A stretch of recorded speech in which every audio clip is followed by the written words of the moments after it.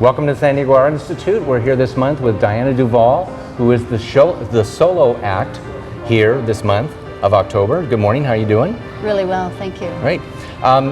Unusual artist approaches what we call painting in a very narrative, very deep, and very telling style.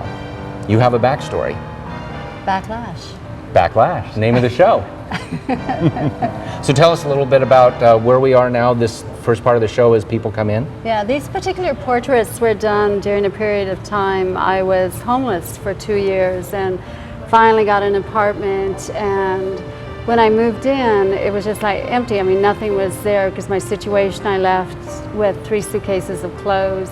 And so these particular paintings or drawings were done as I was just purging, like all this pain I had gone through, and now I'm in this empty apartment. So within a 4-hour period I did these portraits, just one after another, indicating that, you know, we are a different person like each second of every day. And so this was just something that was, you know, it's like having to prove to myself that we are different. So it's not like, you know, someone, if they say, oh, I want to purchase that portrait, you can just do another one. It's not true, because some of these were done in 6 minutes and 25 minutes, and then just do it, throw it down, pick up another one and go for it. And is drawing a natural thing for you? I know you went to the Art Center in Pasadena, very famous school for heavy duty art, I would say. Yeah, A lot of professionals come out of College that. of Design, oh Yeah. yes, Yeah. yes. Yeah. So is drawing natural for you, or did you pick it up there, or? Just a natural ever since I was a small child.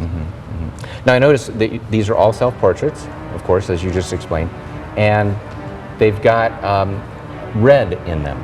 Okay, is that a theme that you run through? And I also noticed in the show there's shoes involved. Yes, I only wear red and black. I mean, those are the colors that make me feel good. And as far as the shoe goes, my right leg was amputated due to synovial sarcoma. Well, let's move around to the other side into the main body of the show, where we'll get a little explanation on the shoes and their relevance to what she does. Okay, we're on the interior of the show now with Diana Duval and Backlash. One of the things I've noticed, those were contemporary portraits the way you explained it, and I noticed everything's in black and red. You present in black and red. We've got red shoes now, a multitude of, just like the portraits, but now you've introduced a historical element as well. Yes, this has to do with the cards that they played a game with the cards in Europe, and there were 87 cards to the deck or the set, however they called them, but no one knows what kind of game they played with them. And then as they traveled throughout Europe, you know, only the wealthy people had these because they were hand painted by artists. When they got to France, they became the tarot cards. So I address a lot about the history because I appropriate from art history in regards to how the white European male depicted the female over the century in sexual passive ways. And now the woman is in the stronger role and the male is in the sexual passive role. And this particular piece also has to do with the fact that I used to dance the flamenco, salsa, and tango, and I can't do that. I dance a different way now through my artwork. So I miss not being able to wear the red shoes.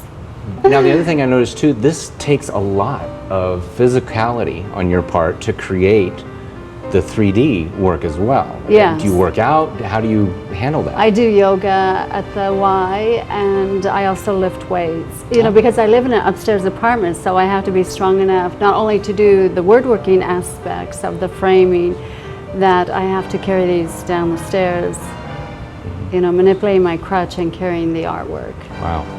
That's a tough row to hoe. Hey.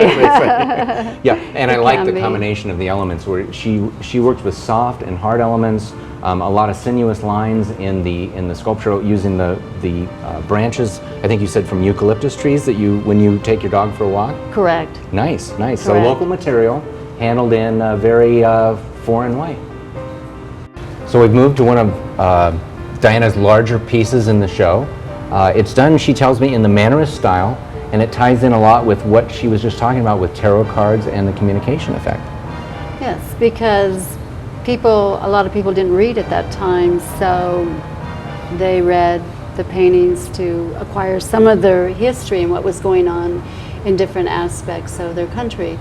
And this particular piece is a play, once again, appropriation from art history, where the woman is put in a stronger role. Because in Mannerist period, the men were painted, with the portraits standing up, and where the women were usually seated with full skirts and children around them, or the lapdog, or the bird on the string.